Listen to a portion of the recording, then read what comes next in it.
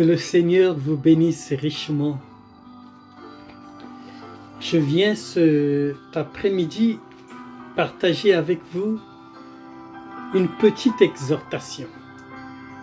Et j'espère être une bénédiction. Sans plus tarder, nous allons prendre nos Bibles. Si vous avez votre Bible, cette exhortation est dédiée aux jeunes dans le Seigneur. Les jeunes enfants, les jeunes adolescents, les jeunes adultes. Prenons donc nos Bibles dans Ecclésiaste chapitre 12, le verset 1. Mais souviens-toi de ton Créateur pendant les jours de ta jeunesse, avant que les jours mauvais arrivent et que les années s'approchent où tu diras « Je n'y prends point plaisir ». Avant que s'obscurcissent le soleil et la lumière, la lune et les étoiles, et que les nuages reviennent après la pluie, temps où les gardiens de la maison tremblent, où les hommes forts se courbent, où celles qui moulent s'arrêtent parce qu'elles sont diminuées, où ceux qui regardent par les fenêtres sont obscurcis, où les deux battants de la porte se ferment sur la rue, s'abaisse le bruit de la meule, où l'on se lève au chant de l'oiseau, où s'affaiblissent toutes les filles du champ. Amen. Cette exhortation de l'Ecclésiaste nous parle et nous donne un appel à la jeunesse, les jeunes dans le Seigneur. Je viens vous parler au nom du Seigneur, vous les jeunes de Dieu. Vous savez, nous aussi nous avons été jeunes comme vous. Et de nos jours, avec la technologie et tout ce qui est à votre portée, la jeunesse développe des sentiments d'indépendance. La jeunesse cultive des tendances à l'insoumission. Ils pensent tout savoir, ils pensent tout connaître à cause de l'intelligence artificielle, des réseaux sociaux, des youtubeurs, des influenceurs. Et la jeunesse risque de se laisser entraîner plus facilement par les instincts vitaux, par les désirs sans retenue et sans contrôle. Et je parle en tant que père responsable. J'ai des enfants aussi qui sont des jeunes adultes. Vous savez, quand on est jeune, on est dans un désir légitime de se chercher une place sous le soleil. Bienvenue dans le monde des adultes, dans le monde de la responsabilité. Mais il en va de soi que sans le Seigneur, vous ne saurez pas naviguer ces eaux agitées de votre vie, car la vie est un océan. Le jeune risque plus facilement d'oublier ses racines, surtout s'il sort d'une famille chrétienne. La source de sa vie, le désir et le besoin et la nécessité de s'attacher au Seigneur. Oui, cet appel se résume et se récapitule dans ce verset que nous venons de lire, Ecclésiaste chapitre 12. Dieu, il est grand. Dieu, il est saint. Dieu, il est juste. Dieu, il est amour.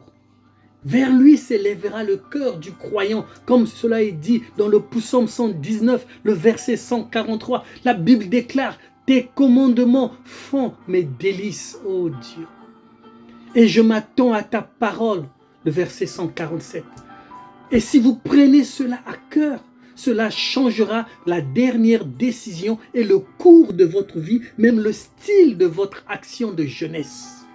Ça, c'est un conseil gratuit.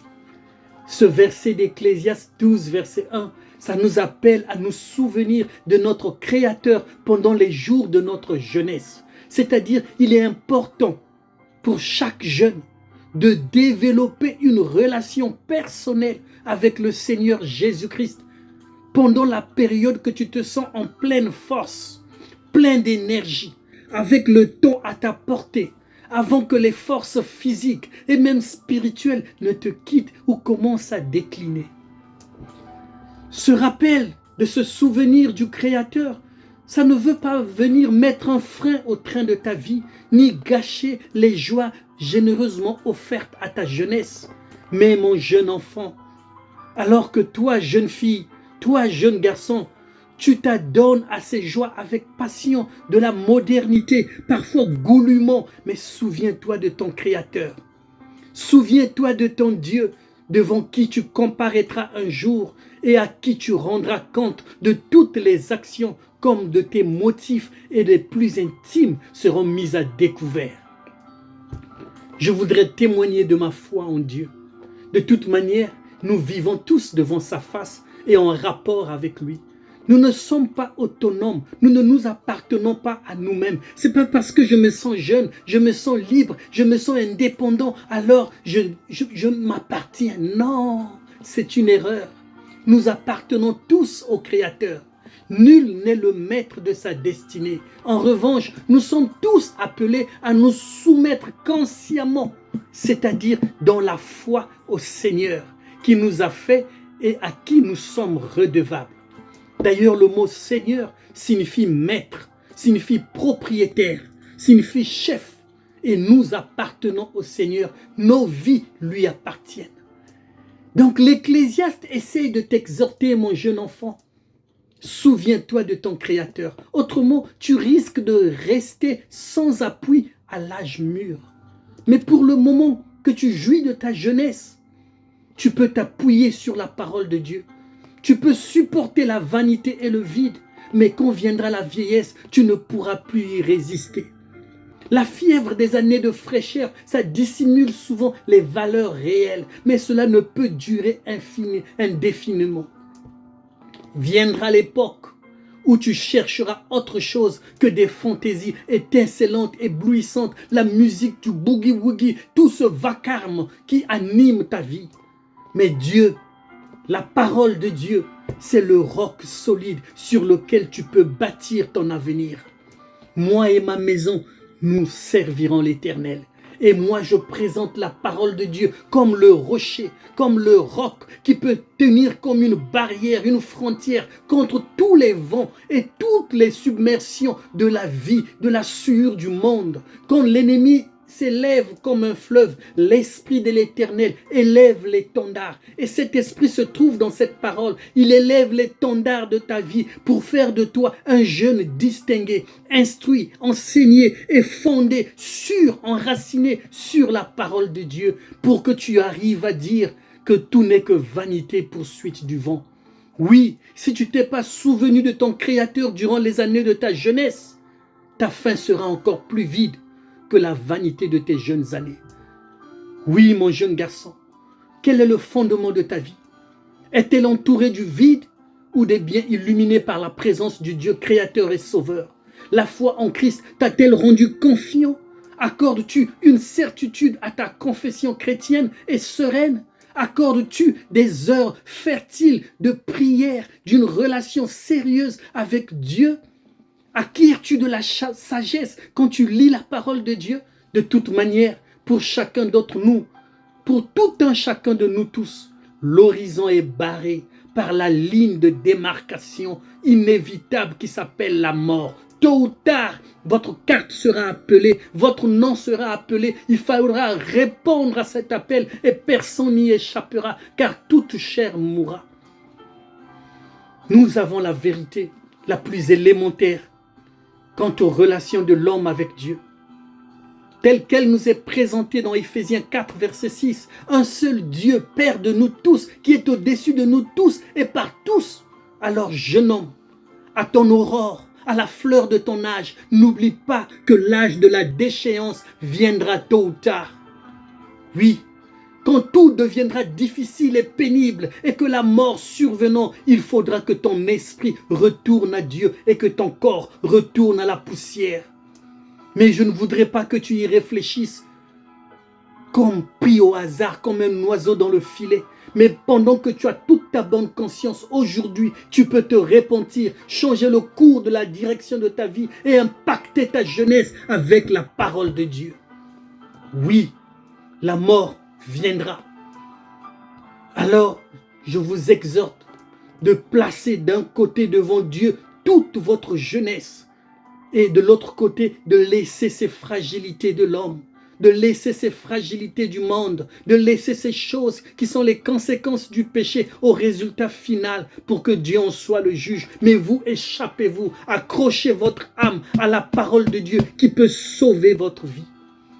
Moi et ma maison, nous servirons l'Éternel. Il en est ainsi jusqu'au moment où le Christ revient, nous arracher définitivement à la fâcheur impitoyable de la mort. Et notre esprit, comme dit l'Ecclésiaste, retournera à notre Créateur. À présent, nous vivons simplement par la foi, en mettant notre foi dans la parole de Dieu et en croyant au retour du Seigneur Jésus. Nous vivons de sa plénitude au bénéfice de tous les trésors. Oui, mon frère, ma sœur, de la vanité cachée en lui, avec Dieu, le Créateur et le Rédempteur, le Sauveur crucifié, le Seigneur de l'univers. Nous ne serons pas voués à un vide effroyable quand la mort viendra frapper à ma porte. Parce que l'encre tient bon et je sais que j'ai bâti ma jeunesse et ma vieillesse et toute ma vie entière sur la parole de Dieu. La plénitude d'une vie rachetée, transformée en l'image du Fils de Dieu sera une évidence définitive. Une jeunesse éternelle, une plénitude de la vie. Aussi, jusqu'à la dernière heure, nous savons que l'appel le plus grand, le plus émouvant, le plus extraordinaire sonnera ce jour-là. Quand la trompette de Dieu sonnera, je répondrai. Et alors nous entendrons les chérubins, les archanges, les anges de Dieu préparer l'autel. Voici, dit Jésus-Christ, je me tiens à la porte et je frappe à ton cœur. Si tu entends ma voix, ouvre ton cœur, j'y entrerai et je souperai avec toi. Apocalypse 3, verset 20. Je t'invite, mon jeune frère, ma jeune sœur, de penser et de considérer le Seigneur pendant les jours de sa jeunesse. Ah, combien il est nécessaire de se souvenir de son Créateur avant qu'arrivent les années dont tu diras « je n'y prends point de plaisir », avant que s'obscurcissent le soleil et la lune, les étoiles, les nuages reviennent après la pluie, c'est-à-dire avant que l'univers soit sorti de la main de Dieu et dont la merveilleuse beauté si captivante soit devenue indifférente à l'homme vieilli et que toutes ces choses de la nature aient pris un autre sens, une autre teinte, neutre et sans éclaircie.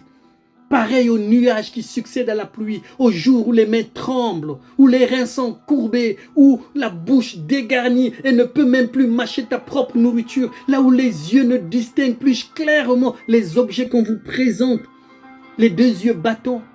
Même la porte, quand elle se ferme, tu n'entends plus ce bruit. C'est-à-dire, tu arrives à un déclin, au décroît, le besoin d'user de tes lèvres pour parler ou même se faire entendre hors du cercle familial où ton oreille devient pesante et tu ne perçois plus distinctement les bruits qui remplissent la maison, où le sommeil fuit ta couche et tu commences à quitter au moindre prétexte, où toutes les paroles deviennent faibles et indistinctes, où monte une pente et devient une fatigue quand le souffle manque, où toutes ces infirmités combinées à la vieillesse rendent la marche difficile. Mon jeune homme, je ne voudrais pas qu'il en soit trop tard pour toi, mais maintenant que tu as encore le souffle dans le corps plein de vitalité, pense au Seigneur et donne ta vie au Seigneur. Oui, lorsque les cheveux blancs commenceront à griser et à couronner toute ta tête, que deviendras-tu? Tu manqueras de ressort, tu ne pourras même pas t'agenouiller pour prier, tes mains seront tremblantes, la capre est sans effet, c'est-à-dire quand les excitants ne peuvent plus stimuler l'appétit, ni réveiller les sens. Alors souviens-toi de ton Créateur. Je veux que vous vous souveniez du Créateur. Souvenez-vous du Seigneur pendant que vous êtes encore jeune. Et avant de terminer, je vais combiner cette exhortation avec Deutéronome chapitre 8, verset 17.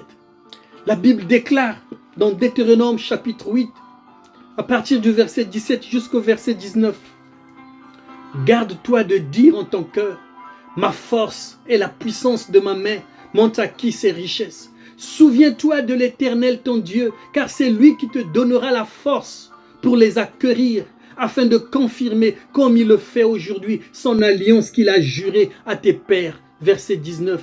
Si tu oublies l'Éternel ton Dieu et que tu ailles auprès d'autres dieux, si tu les sers et tu te prosternes devant eux, je vous déclare formellement aujourd'hui que vous périrez. La Bible déclare dans 1 Jean 2,15, « N'aimez point le monde, ni les choses qui sont dans le monde. Celui qui aime le monde, l'amour du Père n'est même pas en lui. » Oui, Dieu nous demande de nous souvenir de lui. Lui, il s'est souvenu de nous et il est descendu. Il n'a pas vu cela comme une proie facile à arracher. Il a abandonné sa gloire céleste. Il est venu mourir à l'infâme bois à ta place. Alors, il avait des pensées pour toi. Il s'est donné et il s'attend à ce que, à ton tour, toi aussi tu lui donnes ta vie et ta jeunesse. Dans les premiers temps de notre vie chrétienne, nous connaissons très peu ce qui est dans notre cœur. Nous sommes souvent superficiels parce que nous sommes encore à nos débuts. On se fait accompagner à l'église, on est entouré des bons frères, des aguerris, des chrétiens affermis. Mais toutes ces choses, en avançant dans la carrière pratique, nous saisissons mieux la réalité des choses et nous découvrons la profondeur du mal qui est en nous, le vide et la complète vanité de tout ce qui est dans ce monde. Et nous comprenons la nécessité de chercher une expérience avec la parole de Dieu, avec l'ange de l'Éternel, avec le Seigneur Jésus-Christ. Par sa grâce, tout cela est propre pour nous rendre humbles, défiants à l'égard de nous-mêmes et nous amener à nous appuyer avec la simplicité d'un enfant. C'est pourquoi les enfants hériteront le royaume des cieux.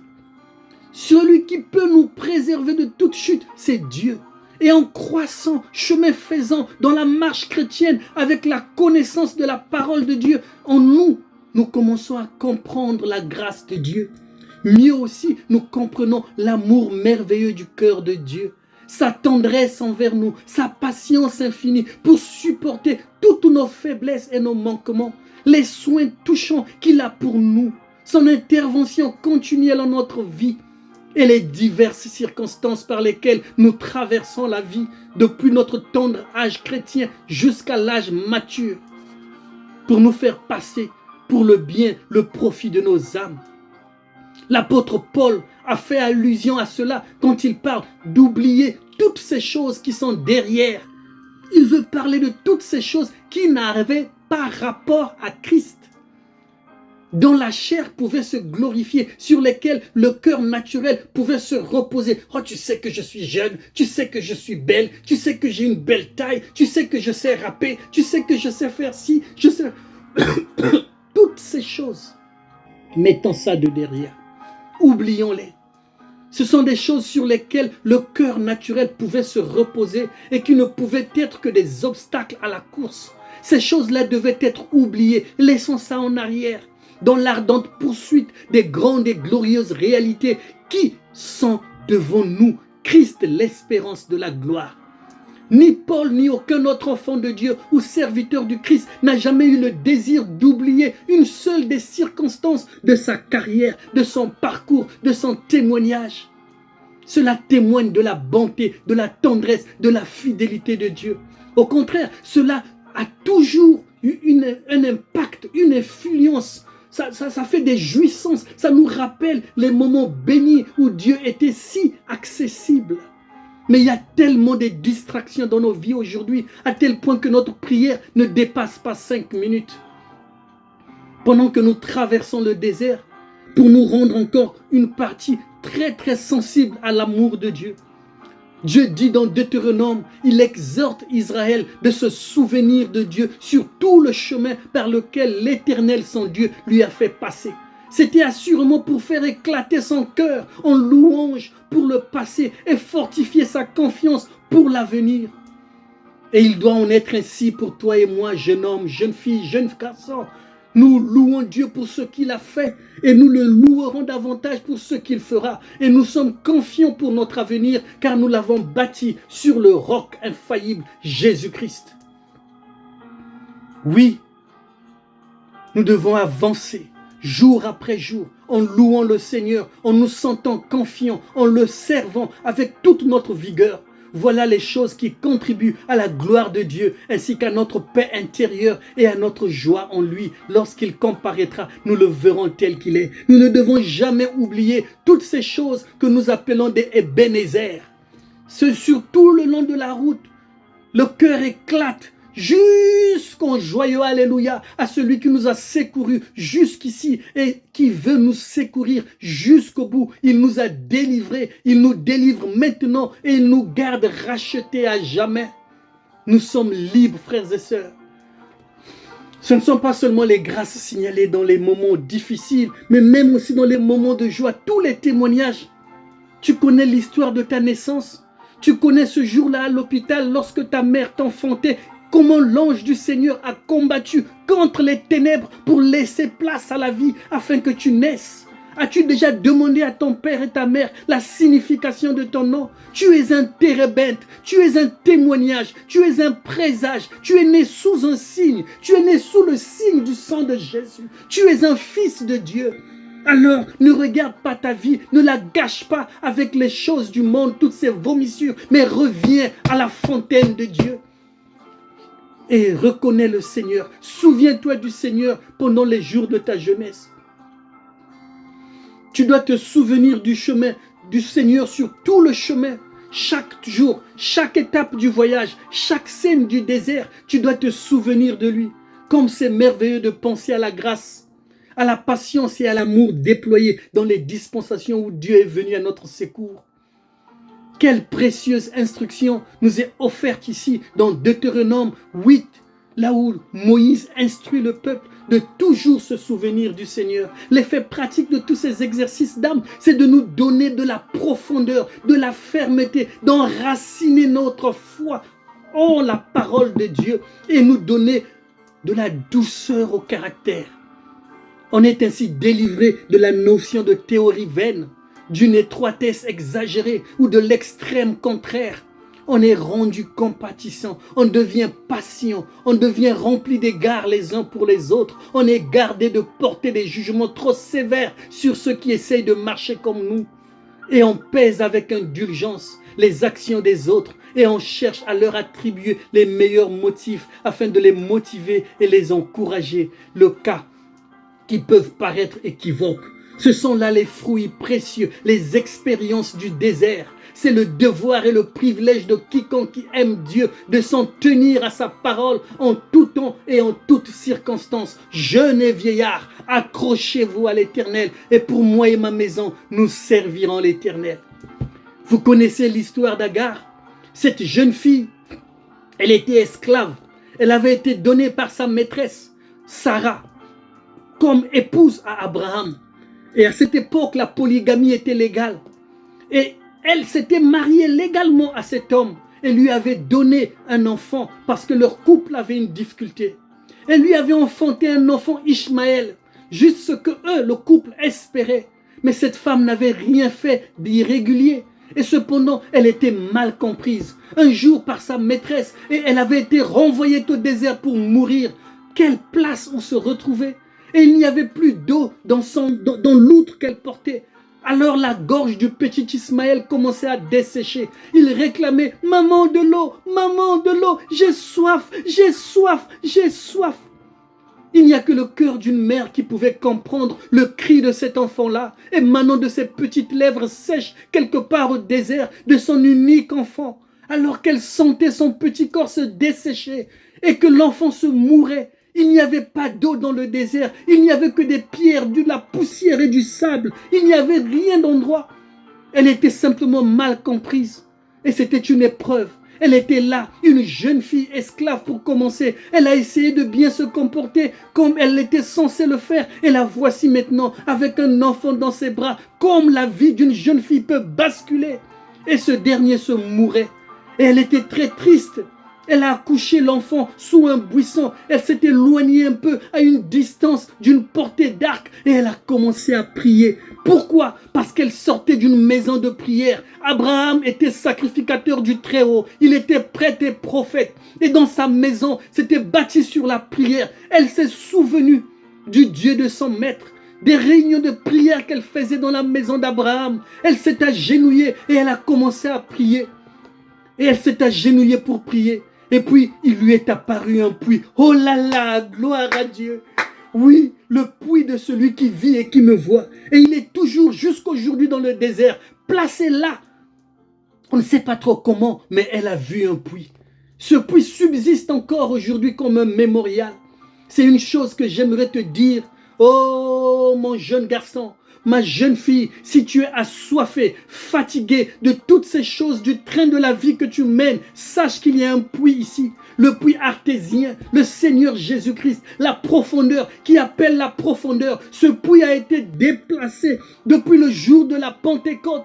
Et il continue à ruisseler de l'eau vive jusqu'ici ce matin que je te parle. Et il est ici pour abreuver ton âme assoiffée. Les eaux vives coulent de cette fontaine. Ils sont aussi fraîches que pour tout homme, pour toute femme, pour tout jeune qui voudrait emprunter la bonne route avec la parole de Dieu et marcher avec lui et prendre une décision résolue. Je suis venu à ce puits quand j'avais 14 ans. J'ai tout donné au Seigneur. Je ne me suis pas soucié de mon avenir. Et lui, il a pris soin de moi. Et je voudrais que tu fasses pareil, mon jeune enfant, jeune garçon, jeune fille. Je suis arrivé à ce puits. J'ai été pardonné de mes péchés. Je me suis abreuvé jusqu'à la vie éternelle. Et j'en possède comme un gage de mon salut. Quel sentiment a dû éprouver Agar en voyant ce puits? La vie de son enfant était sauve. Oui. Toi aussi, ta vie sera sauve si tu peux te souvenir de cette oasis de tous les jours de ta vie. L'oasis de Jésus-Christ qui est ici. Il a dit, si vous avez soif, moi je vous donnerai de l'eau. Vous n'aurez plus jamais soif.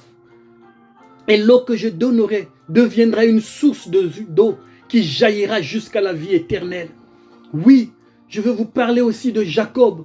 Jacob qui avait usurpé la bénédiction de son frère Ésaü, il s'est enfui dans le désert, arrivé chez son oncle Laban. Il a travaillé dur pour épouser la femme, Rachel, mais on l'a dit que non, il faut d'abord que la grande sœur soit mariée, Léa. Il a encore travaillé 7 ans de plus chez son beau-père et après il voulait retourner chez lui. Son frère était fâché contre lui, il a pris toute une armée pour le poursuivre et pendant qu'il était là, il a fait passer ses enfants, il a fait passer sa richesse, il a fait passer toutes ces choses qu'il avait possédées dans cette vie, les biens matériels. Cela ne lui a pas sauvé. Alors il s'est souvenu du Seigneur et il a commencé à prier.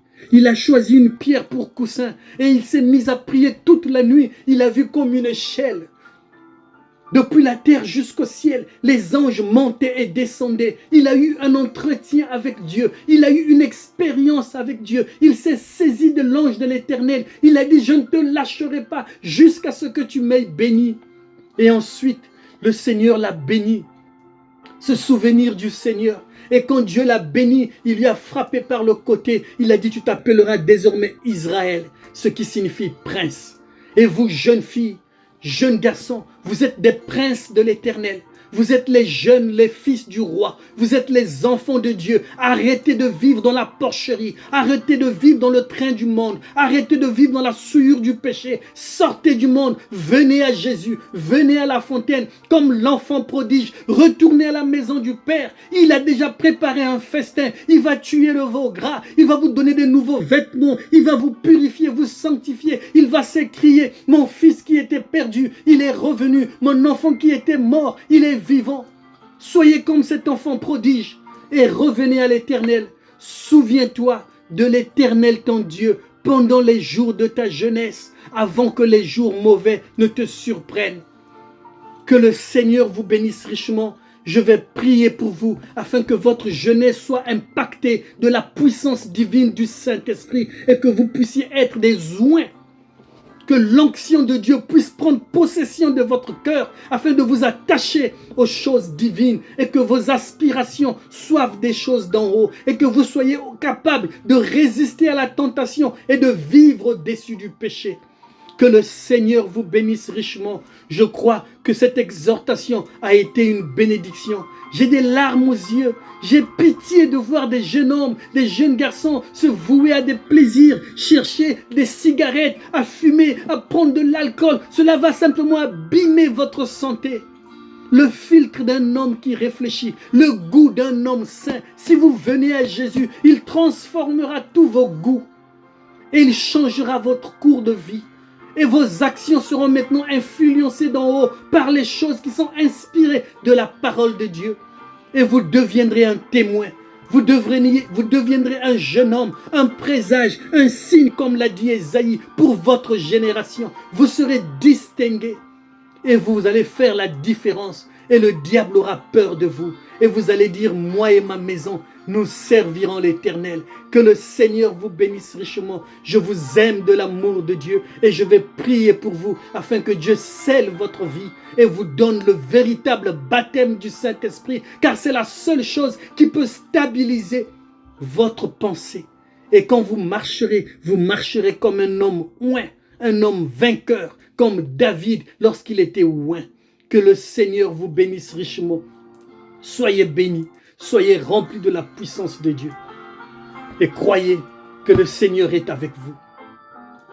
Quand Dieu oint quelqu'un, il lui enlève la peur, il lui enlève la honte, il le arme, il lui dépouille des choses du monde et il lui revêtit des choses du royaume.